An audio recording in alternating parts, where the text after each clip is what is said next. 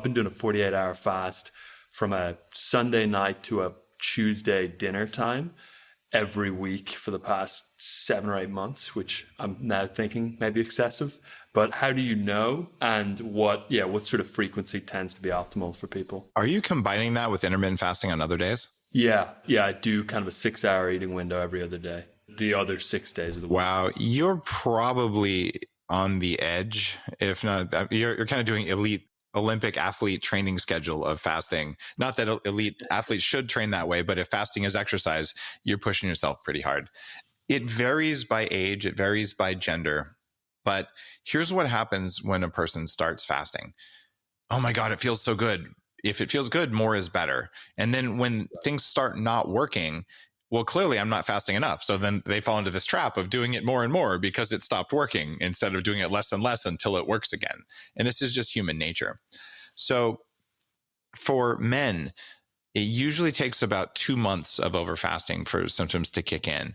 And one of the first symptoms that you find is you wake up and you feel like you didn't sleep. So you're groggy in the morning, you don't feel well recovered. And if you were to measure your heart rate variability on a ring, it's going to be lower.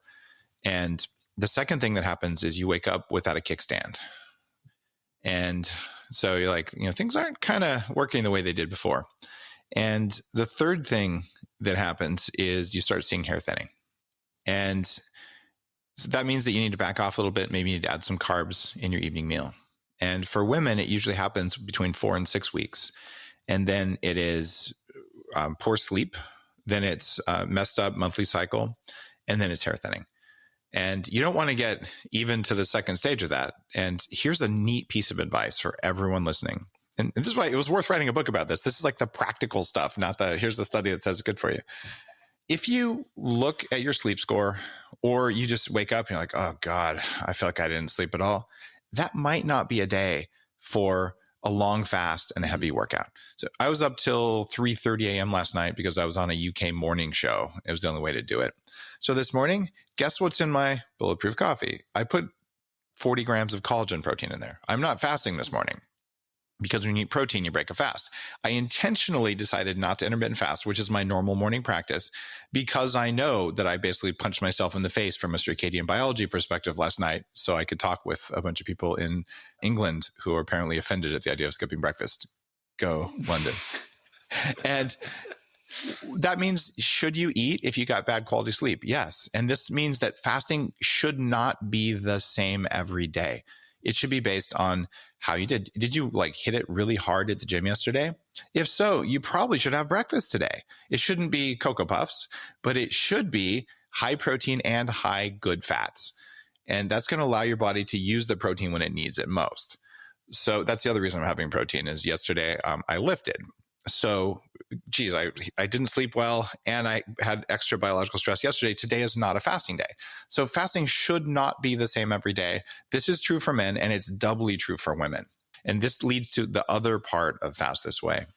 If you have a very hard time fasting, it might just be that what you ate before the fast was the wrong food. For instance, have you ever been just so full and satisfied after eating a big kale salad? Like, wow, I feel nourished. I don't want any more food. With oil and avocado, with oil and avocado on the salad, yes. But if you load it up with fat, even, crazy amounts of fat, you might do it. But if you ate the fat without the kale, you'd have been more satisfied, to be perfectly honest, right? So kale is one of my favorite things to talk about there because we have problems with toxins in kale called oxalic acid.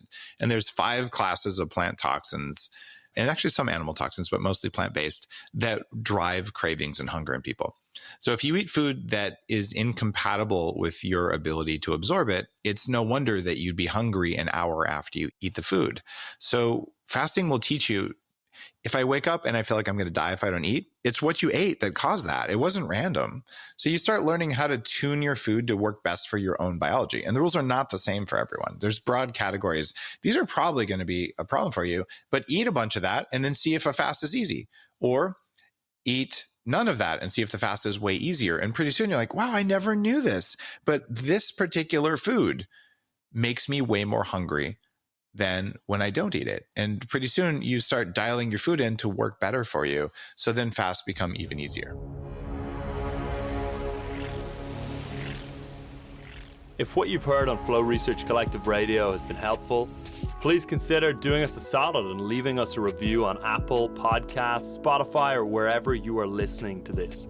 Reviews help us connect to a wider audience so we can get these peak performance principles out to more people.